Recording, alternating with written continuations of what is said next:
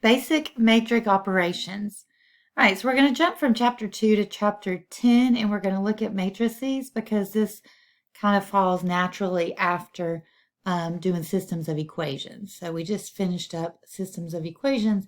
Now we're going to look at matrices. This is something we used to do in our standards, and they took this out a few years ago, and now they've brought it back. This is an ACT topic, so this is something that I feel that should be in our standards. So hopefully it's not too difficult. It's actually quite easy once you get the hang of it. Anyways, here are your state standards. And to be successful, you need to be able to add and subtract matrices, multiply matrices by scalars. A scalar is just a number. This is probably one of your definitions, but multiply matrices by scalars, solve matrix equations, and represent data in a matrix to solve real-life problems. All right, some important vocabulary terms as we talk about matrices. A matrix is a rectangular array of numbers. If named, it is usually named with a capital letter. So here's an example. This A equals this matrix. So this matrix is named A. So you may have multiple matrices if you're adding and subtracting, so they will be named with a capital letter. Dimensions of a matrix with m rows and n columns are m by n, read m by n.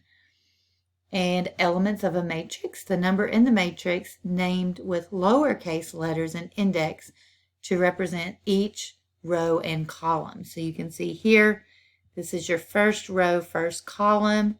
So that's matrix A. You're going to use a lowercase letter to represent the elements where it was a capital letter to represent the name of the matrix. So this is element A, row 1, column 1.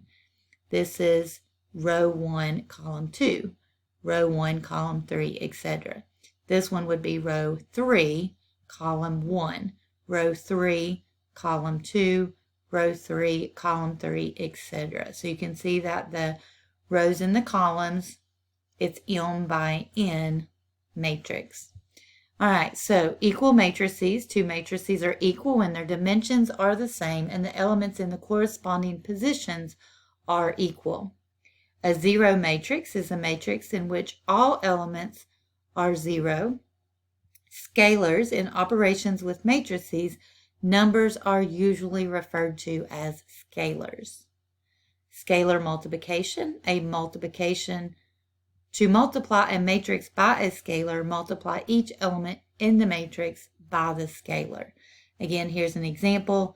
If k is a number and each variable inside the matrix is a number, you would do k times A, k times B, k times C, k times D. So you would multiply the scalar by each number inside the matrix. All right, we will talk about dimensions a little bit later, but I think it's important to get familiar with the dimensions of a matrix, especially because we're getting ready to add and subtract matrices. So your matrix is defined by your rows and your columns. Rows go across like a movie theater. Columns go up and down. Their kind of example is if it would hold up a building. That's your columns. So rows across, columns up and down.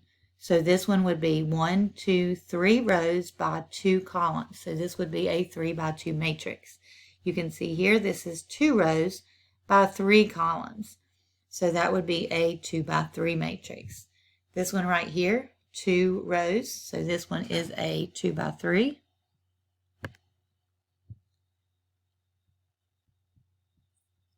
This one is a 2 by 2, 2 rows by 2 columns. This one is 3 rows by 1 column. And this one is 1 row and 3 columns. So it's a 1 by 3. All right, so just be familiar. It's always going to be rows by columns. All right, now we're going to add and subtract matrices. So you can add or subtract matrices only if and only if they possess the same dimensions. So if they're the same size matrix, then you can add these together. All right, your key idea says basically the same thing. You can add or subtract only when they have the same dimensions. And here is an example of adding and subtracting matrix. All right, so we're going to add corresponding elements, and we would subtract corresponding elements. So they have to be the same dimension, so they have corresponding elements. So we're going to do 2 plus 0. So for this one, we know we have a 2 by 2 plus a 2 by 2, so we're going to end up with a 2 by 2. So 2 plus 0 is 2. Negative 1 plus 0 is negative 1. 3 plus 0 and 0 plus 0. So if we add these two matrices, this is what we would get. All right, now we're going to subtract in the very same way. We're going to subtract corresponding elements. So since this one is 3 rows by 2 columns, we should have 3 rows by 2 columns as our answer. So 2 minus negative 1, that makes that a plus 1. 2 plus 1 is 3. Negative 3 minus 2 is negative 5. 5 minus 7 is negative 2. 4 minus 8 is negative 4. Negative 2 plus 5 is 3. And negative 2 minus 6 is negative 8. All right, the last one is a 2 by 3 and a 2 by 2. So this one cannot be added. So this one you just simply can't add. Because the two matrices have different dimensions, we can say the sum of the two matrices is undefined. So we can just put undefined.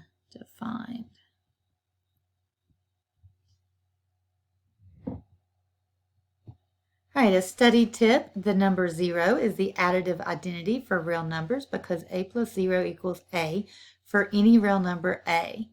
Similarly, the matrices adding the m by n 0 matrix to any m by n a matrix is equal to matrix A.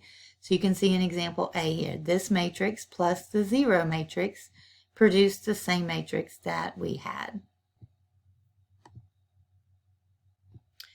All right, example 2 deals with scalar multiplication. All right, remember scalar is just a number multiplied by a matrix. And this is a common question on the ACT. So this is something that you could see on the ACT, and it's very quick and easy if you just know what to do.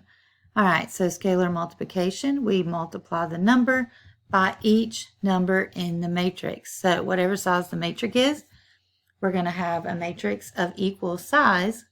We're just going to multiply the scalar by each element inside the matrix. So 2 times 3 is 6. 2 times negative 2 is negative 4. 2 times 1, 2 times 5, 2 times 2, and 2 times 0.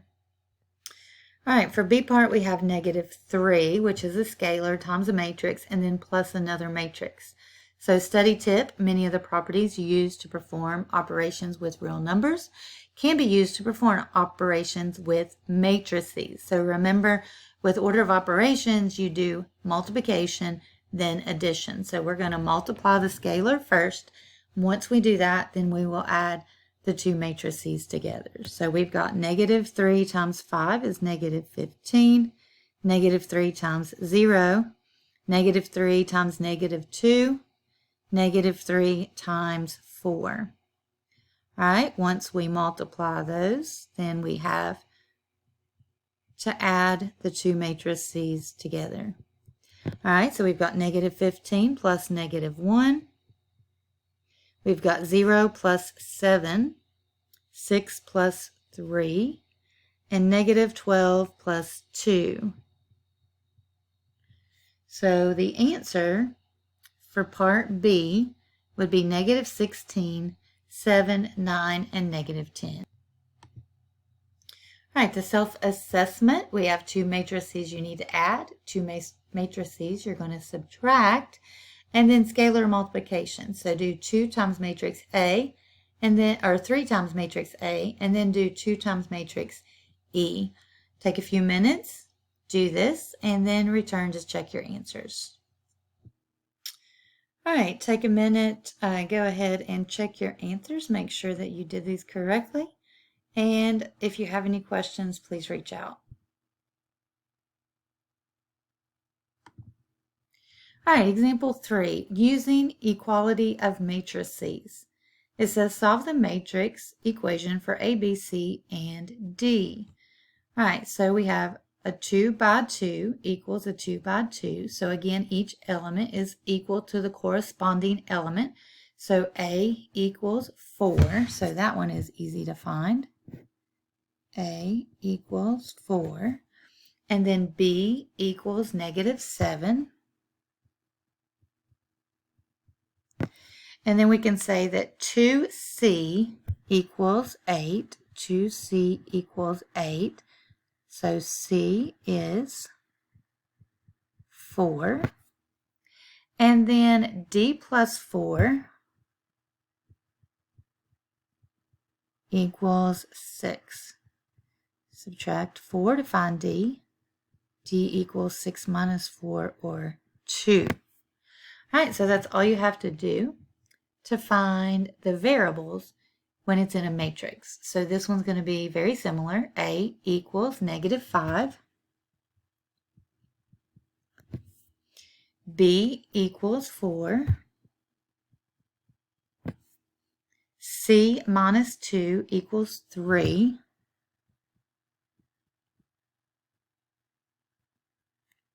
Add 2 to both sides. C equals 5. And then 4D equals 8. Divide by 4. D equals 2.